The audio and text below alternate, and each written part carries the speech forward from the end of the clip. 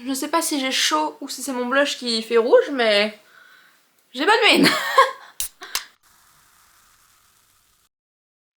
Hello par ici. J'ai eu plein de coups de cœur seconde main en ce moment et je vais vous les présenter. Donc ça fait plusieurs années que je bossais pour une entreprise où je devais être habillée tout le temps en noir. Et il se trouve que j'ai des changements de vie en ce moment et je suis sur de nouvelles aventures et de nouvelles routes. Et du coup, comme vous voyez, je ne veux plus porter de noir, d'accord? Donc je suis dans une mouvance où j'ai envie de refaire ma garde-robe. Je couds, mais je ne peux pas coudre assez vite pour renouveler mes envies. Donc je me suis fait plaisir ces derniers temps. Donc ce qui est bien, c'est que la seconde main, en règle générale, parce que vous verrez qu'aujourd'hui j'ai fait... Enfin aujourd'hui, il n'y a pas si longtemps, j'ai fait un petit craquage où je me suis offert la pièce la plus chère de mon dressing. Donc vraiment, la seconde main, ça coûte pas cher. En règle générale. Donc il y a plein d'endroits où est-ce qu'on peut trouver la seconde main. Bon déjà, il y a toutes les plateformes en ligne que j'ai beaucoup fait. Mais j'avoue, avec le temps, j'évite de plus en plus. Tout simplement parce que je suis une mid-size girl, c'est-à-dire qu'en règle générale, selon les boutiques conventionnelles, je fais entre un 42-44 et en fonction en plus de si c'est vintage ou non, je peux faire plus, je peux faire moins. Donc en fait, j'ai tendance à, quand je commande sur Vinted, soit vraiment connaître ma taille. Typiquement, j'ai repéré une paire de baskets en boutique, je l'ai essayé, je sais que la taille me va et je vais essayer de la choper sur Vinted un peu moins cher.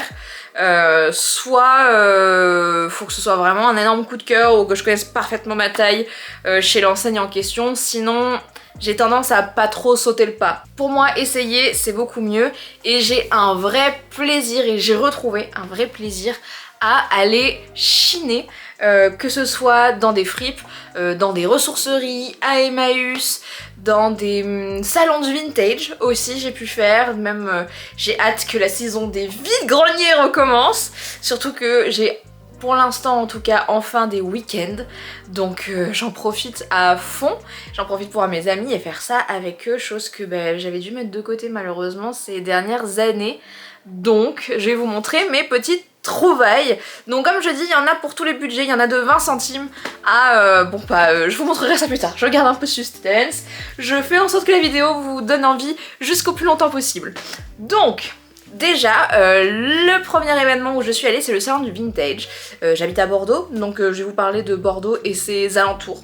Donc c'était le salon du vintage qui était présent à Darwin, vraiment Darwin, le quartier bobo chic par excellence pour les personnes qui ne connaissent pas Bordeaux. C'est vraiment l'endroit éco-responsable, où on va boire un jus pressé ou le café moulu à la main en achetant des baskets éthiques.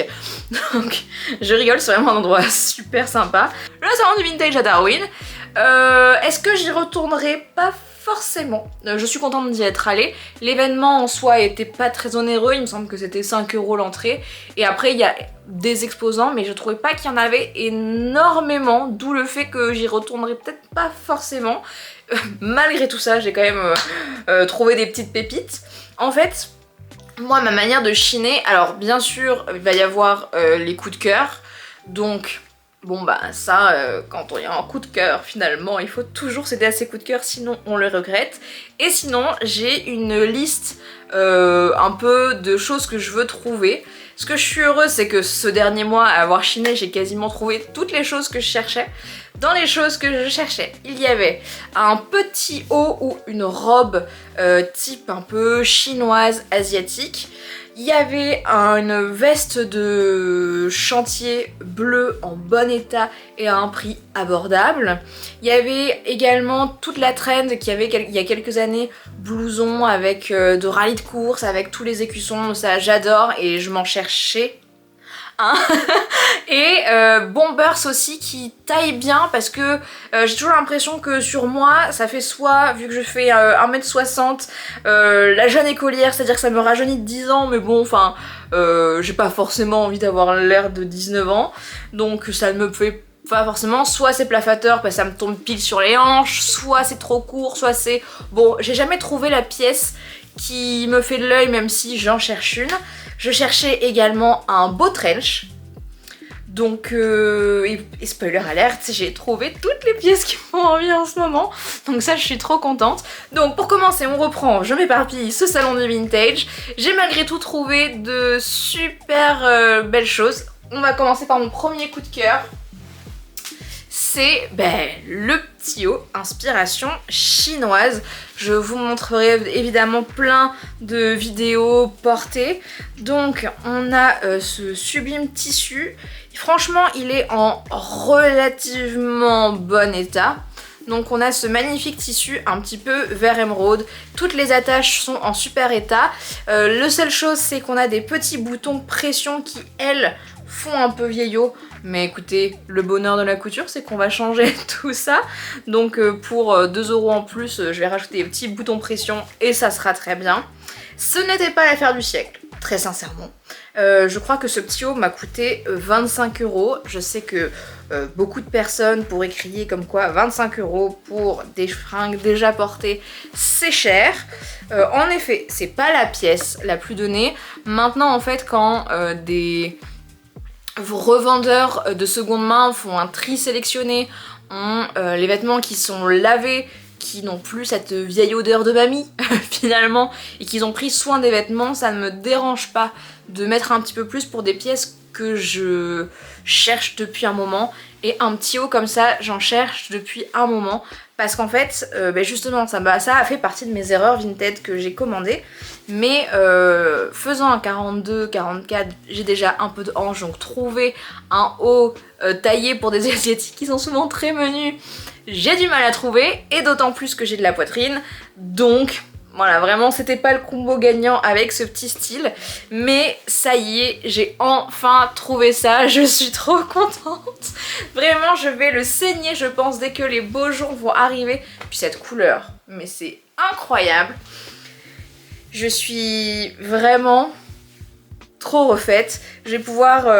en fait, j'en cherchais un comme ça parce que j'avais vu plein d'aspi look un peu années 2000 typiquement. Je sais que quand j'avais 10 ans, je me rêvais des chaussures André à plateforme avec des dragons un peu dessus. Mais j'adore un peu cette vibe là. Donc j'ai envie de retomber un peu dans mon enfance adolescente avec ça. Et puis je trouve ça absolument trop cool. Deuxième pièce. Donc... je vous l'avais dit dans ma liste mentale que j'avais cette fameuse veste bleue comme ça, un peu de chantier, hein. En fait, c'est le bleu qui m'attire dans ces vestes de chantier, je trouve ça magnifique. Et pareil, souvent dans les fripes un peu sélectionnées, je trouve que les vestes, elles sont pas en super état pour le prix auquel elles sont vendues, alors que elle est dans un état impeccable, genre vraiment, elle a jamais été portée. La coupe sur moi est parfaite, elle tombe merveilleusement bien, c'est aussi ça qui m'a fait craquer, elle m'a coûté une trentaine d'euros. Quand on va dans les fripes un peu sélection comme moi j'aime bien faire, ce genre de veste, 30 €, c'est pas du tout à ce prix là qu'on les trouve, en tout cas à Bordeaux c'est toujours plus dans les 60 €, ce que je trouve hyper cher, autant en acheter une neuve à ce prix là. Et là, comme elle était parfaite, elle était à 30 €, j'ai sauté dessus en fait. Puis ma meilleure amie m'a encouragée à sauter dessus, je la dénonce un petit peu. Mais ça, pareil, dès que le printemps va arriver, ça va être magnifique. En plus, moi je pense qu'il y a une chose, c'est que ce bleu là, mon chien, je le promène avec une laisse autour de moi qui est orange. Le combo des deux, ça va être incroyable. L'article suivant n'était pour le coup pas un indispensable, mais j'ai eu un petit coup de cœur pour lui. On est sur un petit pull violet gris chiné. Alors la couleur ne lui rend pas justice à la caméra, il est plus violet que gris dans la vraie vie. Et surtout en fait c'est que c'était un pull d'Amar et qui m'a coûté 20 €. Et un pull d'Amar, 20 €, comment vous dire que on saute dessus, surtout qu'il n'était pas abîmé, pas bouloché. C'était sur le même stand que la veste bleue et vraiment tous ces pulls, toutes ces vestes étaient vraiment vintage et pourtant dans un état magnifique. Donc franchement j'ai sauté quand même sur l'occasion parce que c'est toujours pareil, hein. Bon, un pull c'est élastique donc en vrai ça c'est pas un souci de trouver ça pour moi en fripe, mais le côté un petit peu côtelé comme ça, j'ai trouvé ça ravissant. Il me tient bien chaud pour l'avoir déjà porté parce que malheureusement la pluie est toujours là malgré le fait que le printemps soit arrivé. Et il m'a quand même déjà bien servi, même si j'avais plus acheté pour le printemps prochain. Après ce salon du vintage, où il n'y avait pas grand chose, mais j'ai quand même trouvé des petites pépites pour moi, je suis allée chiner un peu avec un de mes meilleurs amis, une nouvelle friperie qui a ouvert à Bordeaux, enfin nouvelle, le concept n'est pas nouveau, il y en a plein à Paris je sais, mais elle a ouvert il y a pas longtemps à Bordeaux, c'est Kilo Shop. Kilo Shop, qu'est-ce que c'est? C'est un shop, tout simplement, on a en fait des étiquettes avec 60 € le kilo, 30 € le kilo, 20 € le kilo, et en fonction le vêtement pèse plus ou moins lourd. On peut voir à peu près combien va nous coûter le vêtement parce qu'il y a des petites balances disposées un peu partout dans la boutique. Avec mon pote, on a eu un coup de cœur pour la boutique. Lui, il a trouvé des pantalons inspirés un peu chinoises, japonais, très légers, qui sera parfait pour son voyage. Et moi, j'ai trouvé des petites merveilles. Commençons par les plus simples. J'ai trouvé 2 jupes parce que un peu envie de nouveauté. Là pour le coup c'était pas forcément l'achat dont j'avais le plus besoin, mais elle me coûtait 5 € pièce. J'avoue ça a été le micro craquage. Donc on est sur 2 jupes longues, une qui va être noire et blanche, et en fait cette jupe quand je l'ai vue, je me suis tout de suite, j'avais des Santiago à ce moment là avec moi, je l'ai passé par-dessus les Santiago, c'était trop beau. Je me suis dit avec un petit t-shirt de groupe de rock ça va casser le tout, ça va être trop bien, elle est hyper fluide, hyper légère. Franchement printemps-été je sens que ça va pouvoir m'apporter un petit twist facile rock'n'roll qui va bien et je la trouve et je la trouve vraiment très sympa, pareil en super état, et elle m'a grosso modo coûté 5 €, donc pour moi c'est tout bon. Et la deuxième, là pour le coup je suis un peu sortie de ma zone de confort parce que je ne porte jamais de couleur beige comme ça.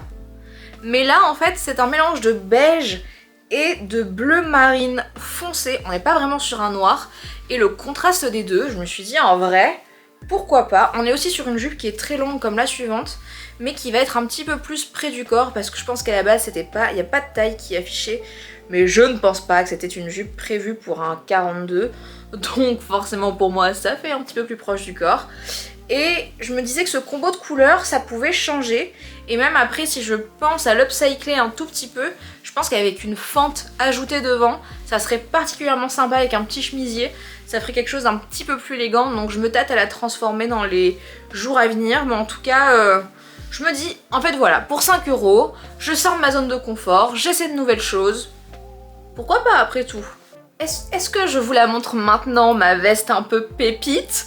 Ou est-ce que je la garde pour la toute fin? Je vous la montre maintenant parce que j'ai vraiment trop envie de vous la montrer. Elle est incroyable!